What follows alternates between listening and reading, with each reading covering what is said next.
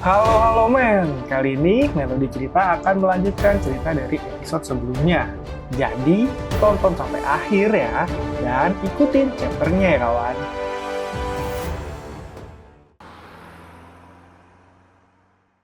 Oke kawan, kita mulai perjalanan imajinasi cerita ini ya. Aktifkan imajinasi kalian. Cerita pun dimulai dengan pepatah Cina yang mengatakan, lautan tidak bisa diukur layaknya hati manusia. Niat jahat menyebabkan masalah berulang kali. Tapi itu mungkin bukanlah rancangan aslinya. Diperlihatkan Raja Negara Ciu pun kembali dari kekaisaran dengan terburu-buru. Dia pun membawa dekret kaisar yang dia minta sebelumnya.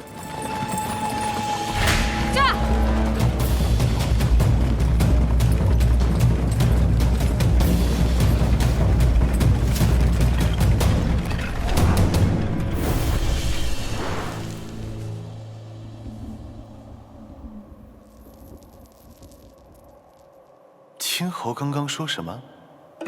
羽翼人未听清啊！臣斗胆向陛下讨要一封出兵诏书。啊，这成何体统啊！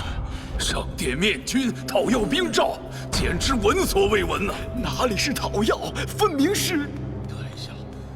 陛下，我灵州定国久矣，诸侯向天子讨要诏书，闻所未闻。臣深以为，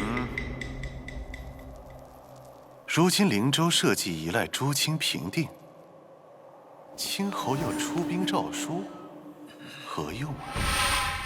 Dia pun berkata kedamaian akan tercapai jika pemerintahannya juga bersih. Hanya negara Kuayu yang membanggakan haknya, karena mempunyai cadangan permata berlimpah, selalu mendominasi dan arogan, menyebut diri mereka sendiri sebagai negara bagian utama di barat daya, menggunakan pasukan kuat untuk memperluas wilayah. Negara bagian lainnya ketakutan dengan prajurit mistik, tapi tidak berani membicarakannya dengan lantang. Namun, menurut pelayan kaisar, prajurit Kuayu sangatlah tangguh dan apakah dia masih percaya itu?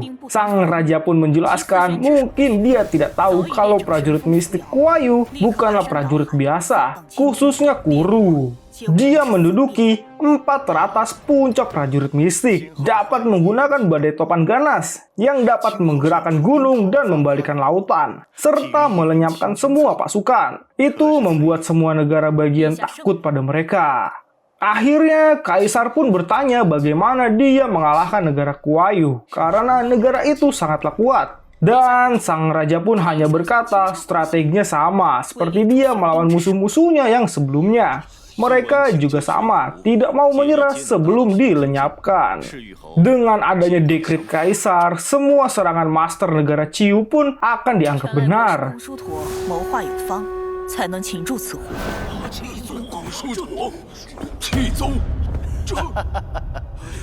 原来季宗在为赤玉国效力啊！怪不得青侯如此笃定，无惧夸羽玄兵了。臣上造府，新置木甲魁卫30家，也与灵书一并进献陛下。检册在此，请陛下点阅。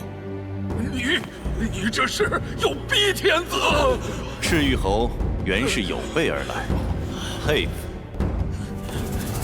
好了，既然青侯出兵的心意已决，帝位，臣在。拟诏就按青侯的意思写。陛下，不可呀，陛下！陛下，这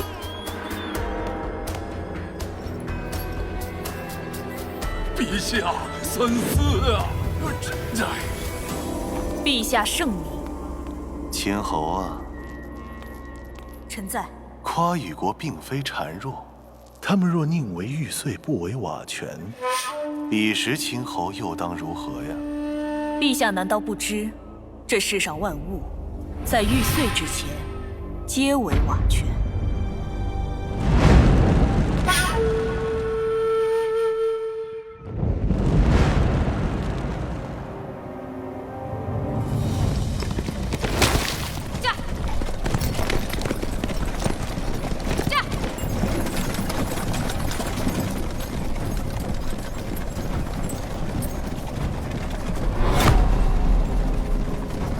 小臣摇拜君上。什么人？国师神使所降，慌什么？驾好车便是。诺。驾。先生好谋划，有了天子诏书，此次夺取夸羽灵书，便师出有名了。 Namun sayangnya, sang raja telah salah paham karena pada serangan ini, dia memerintahkan jenderal mereka secara diam-diam berhubungan dengan Tuan Putri Kerajaan Kuayu, Feng Lingqiong, untuk mendalami konflik internal mereka. Dan diketahui, sang putri ingin menggeser kursi tahta negaranya sendiri. Jadi, dia bekerja sama dan menawarkan mereka prajurit Kerajaan Kuayu. 原来如此，先生大谋。 此番灵书得手，3年内必可建成溃兵，彼时君上锋芒已露，若无天子诏书，究竟难以起兵。3年，先生之意，3年后再去求诏，便无法接近天子驾前了。3年之后，君上便能以一国之力扫灭夸羽。 其余诸侯又怎敢让君上再入望帝城？先生这般说，3年之后即可灭夸羽，一雪前耻。正是。哼。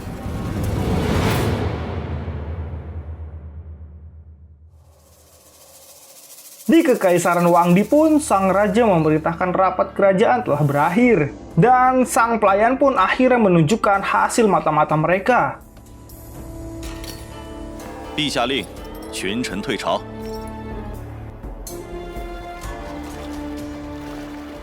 帝位，今日之事你如何看？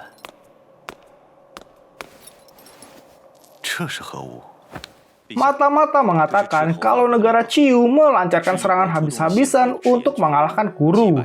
Tuan Putri Kuayu menyerah dan menawarkan Ling Shu kepada musuhnya, serta menjebloskan master negaranya ke penjara. 好犀利的赤羽侯，内外策应兼备。这里来求出兵诏书，那边攻城之战都已经了结了。陛下认为，这诏书是为了给攻伐夸羽一个师出有名。 帝位以为不是？陛下诏书并未言明出兵之日，而夸羽已经献出灵书，当下赤羽似乎无需再战。你的意思，元皇求诏？ Dia mempersiapkan rencana serangan yang lebih besar. Dan jika semua itu benar, mereka akan mendeklarasikan perang dalam 3 tahun. Dan dugaan Kaisar pun sangatlah benar. Bahkan jika suatu negara memiliki keunggulan mutlak dalam hal prajurit mistik, maka keseimbangannya akan rusak. Tapi sepertinya negara Ciu sudah mendapat keunggulan itu.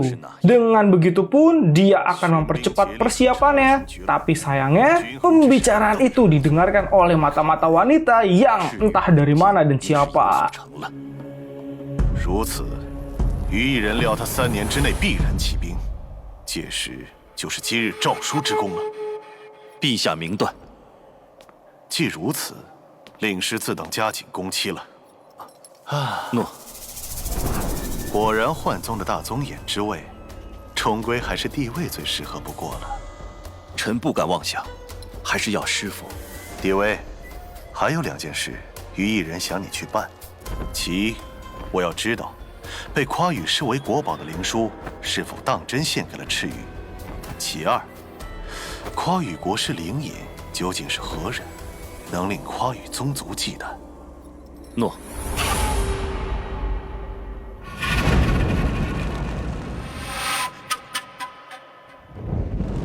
Cerita pun dibawa ke sisi Xuanqi yang diikuti putri ketiga negara Kuayu. Xuanqi pun menanyakan kenapa dirinya harus membawa sang putri ke negara Wangdi. Dan menurut sang putri, itu karena negara Kuayu sudah diserang. Jadi dia harus memasuki kota dan bertemu sang kaisar.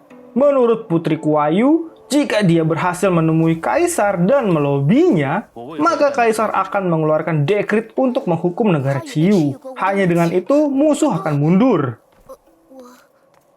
我要入望帝城面见天子。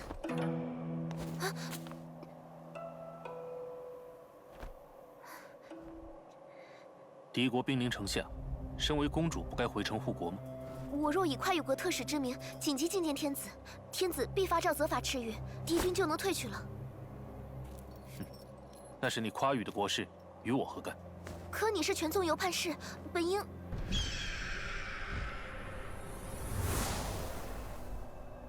本应什么？刚刚斩除的几个赤羽兵，就算是帮过你了。我还有要事。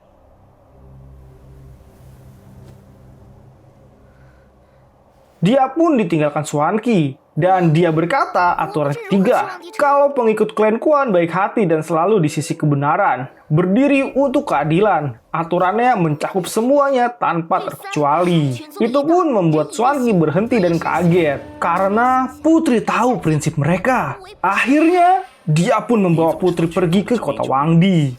Di tengah perjalanan pun mereka dihentikan oleh kedatangan sesosok asing. Tapi entah makhluk apa itu, Xuanqi pun membunuhnya dan...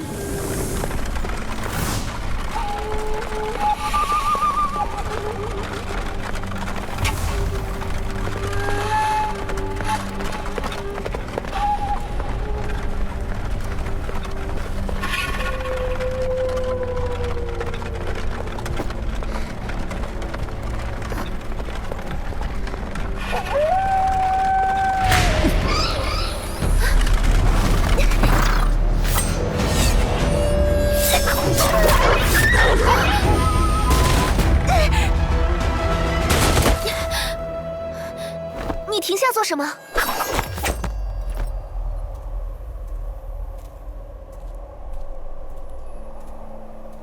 你杀了他们？不错。你下手这么狠辣，忘了全宗的仁义力行吗？别以为通晓一点律条就处处滥用，全宗行大义，无小人。仁义并无大小之分。此地临近中山，你要与中山狼讲仁义。中山狼，中山危袭，终有山狼，诡诈妖迷，时弱必强。没听过？杀了他们，才是行侠仗义。但你之前对那些赤羽兵也……总之，杀生便是不仁。九饮九律里没这些。你若聒噪不休，就留在这儿陪狼群。这里距望地还有多远？已经走了3个时辰了。白罗羽兽日行100里，入夜前到望轩酒肆歇脚，明早入城。酒肆？我不去酒肆，我要直接入城觐见天子。也好，那你就以公主之名，深夜闯宫吧。全宗。 Sedangkan di sisi negara Kuayu, Ling Yin atau Bai Chan pun benar-benar dipenjara dengan penjagaan ketat. Tapi dia hanya bermeditasi dan didatangi asap misterius. Lalu tiba-tiba, penjaga-penjaga itu pun terbunuh dengan misterius.